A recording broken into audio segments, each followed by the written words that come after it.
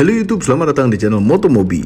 Pada used car review kali ini adalah suatu X taksi dan juga X banjir sekalian. Mungkin Anda sudah nonton video pengambilan mobilnya di channel kami ini. Kami akan adu modifikasi dengan Fitra Eri dan Ridwan Hanif untuk IMX 2020 Live Modes. No guts, no glory. Ini adalah Toyota Limo X taksi. Sedikit sejarah tentang mobil beginian. Toyota Limo dipakai sebagai armada taksi di Indonesia untuk menggantikan Toyota Soluna pada tahun 2004. Sebenarnya mobil ini berbasiskan dari Toyota Vios yang diubah namanya menjadi Toyota Limo. Disunat fitur-fiturnya menjadi sangat basic sekali. Dan juga agar pengguna Toyota Vios tidak malu dianggap mobilnya seperti taksi. Generasi 1 Toyota Limo berbasiskan dari Toyota Vios tahun 2004, muncul setahun setelah Toyota Vios lahir di Indonesia. Dengan mesin 1500 cc yang cukup untuk menguasai ibu kota dan terkenal irit serta bandel mesinnya. Apalagi ini adalah seekor Toyota. Langsung sangat booming untuk armada taksi pada saat itu. Kemudian generasi 2 Toyota Limo muncul tahun 2007 dengan suspensi yang lebih empuk, kabin yang lebih luas, dan mobil ini membuat gara-gara karena gara-gara Limo penjualan Toyota Vios turun dibanding dengan lawan-lawannya karena benar-benar dianggap mirip taksi. Tahun 2013 masuk Toyota Limo generasi ketiga dan diproduksi hingga saat ini. Itu juga kalau ada. Namun berbeda dengan Vios yang facelift tahun 2016, Toyota Limo tidak sempat untuk facelift karena tidak ada lagi yang beli. Tidak laku, karena digantikan dengan mobil-mobil LMPV yang ada di Indonesia, seperti Mobilio, Transmover, Wuling, bahkan Sigra. Toyota Limo generasi ketiga ini modelnya sebenarnya masih lumayan, tidak ketinggalan zaman dengan mobil-mobil yang ada di zaman now. Cocok untuk ABG nongkrong-nongkrong kalau mobilnya sudah modifikasi. Sebelum kami modifikasi dan menjadi pemenang di Live Modes 2020 IMX 2020, kami review dulu mobilnya. Kemudian kami panggil mamang-mamang ini ke Jakarta khusus untuk mereview mobil ini. Mamang Ican. Limo, bukan limosin. Vios juga bukan. Jadi Limo adalah versi terendahnya dari sebuah Vios. Vios E itu adalah paling rendah. Ini lebih rendahnya lagi dari tipe E-nya dari Vios. Makanya namanya juga berbeda jadi Limo karena dia dipakai untuk armada taksi. Nah, karena dia paling rendah, depannya headlampnya tuh masih pakai halogen, multireflektor, terus ke bawahnya fog lampnya juga nggak ada. Tapi kalau di Vios itu mulainya dari tipe G. Ini tahun 2013 keluar, sampai sekarang pun masih ada. Tapi facelift di tahun 2016 berbeda sedikit lah fascia depannya. Nah, kalau yang ini kan dibilangnya Vios generasi 3, dia lebih sipit. Nah, bahasa iklannya itu kerennya agresif.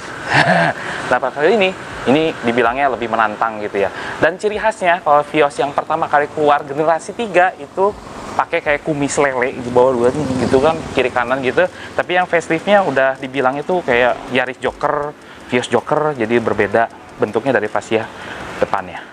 Toyota Limo yang ada di Indonesia hanya ada satu pilihan mesin, yaitu dengan kode 1NZFE dengan kapasitas 1500 cc 4 silinder VVTi, menghasilkan tenaga 109 horsepower pada RPM 6000 dan torsi maksimalnya adalah 141 Nm pada RPM 4200 yang agak tinggi RPM sebenarnya.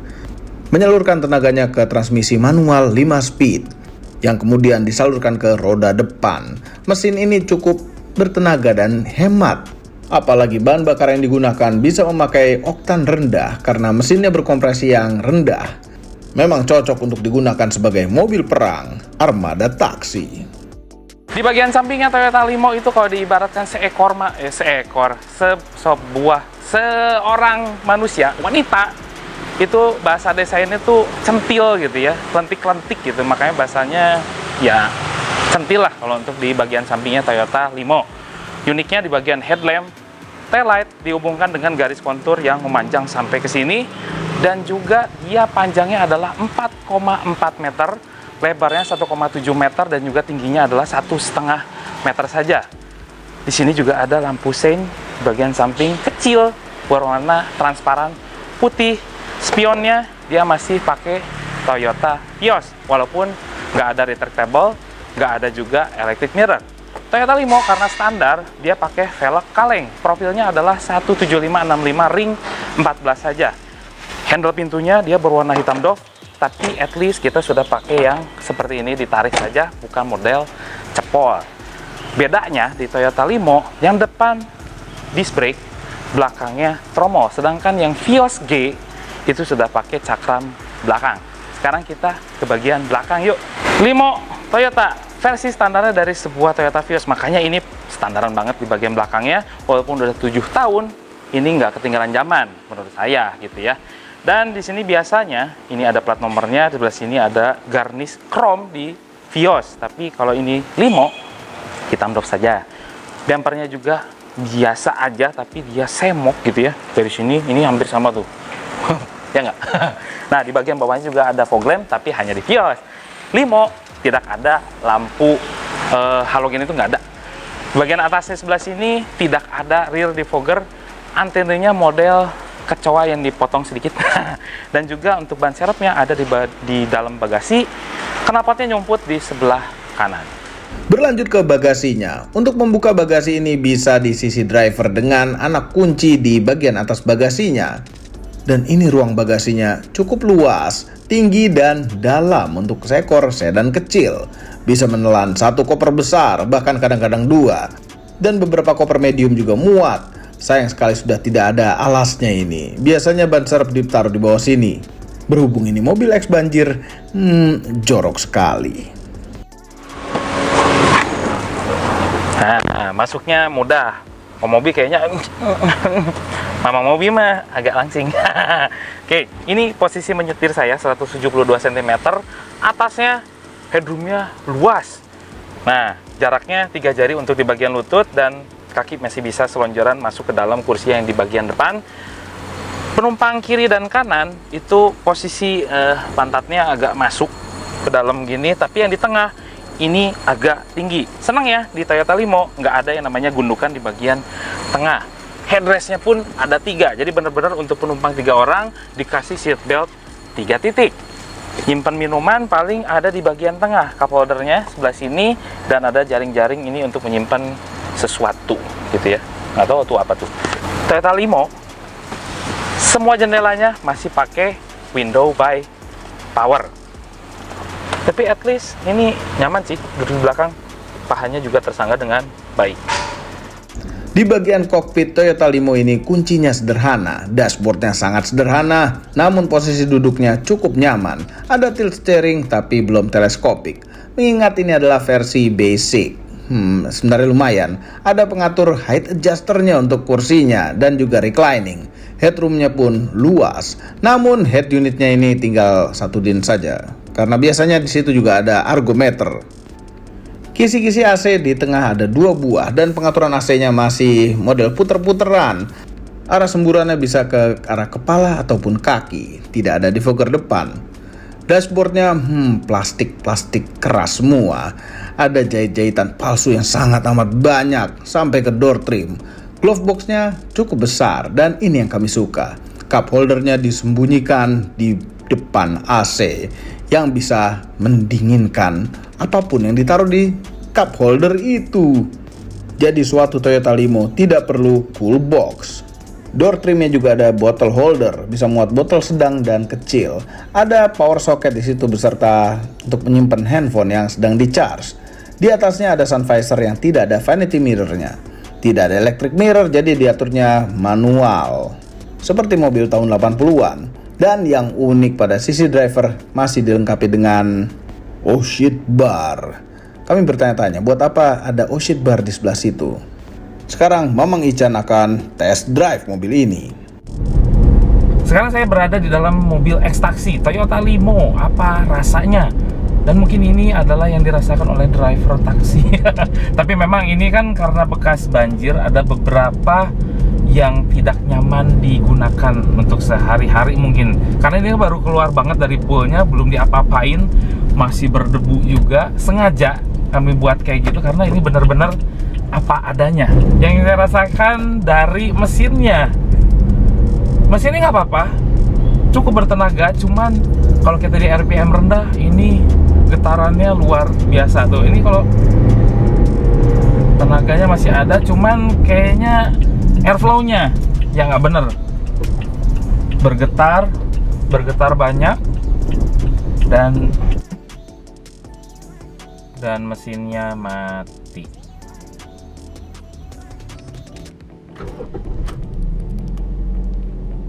Dan kemudian masalahnya ada pada yang punya Omobi 541 880 kilo di transmisinya. Di gear 3 ini seperti tidak mau nyangkut. Jadi kalau kita pindahin giginya itu harus benar-benar kita masukin secara kasar baru dia mau nyangkut di gear 3. Visibilitas ke depan kurang baik karena pilar A-nya gede.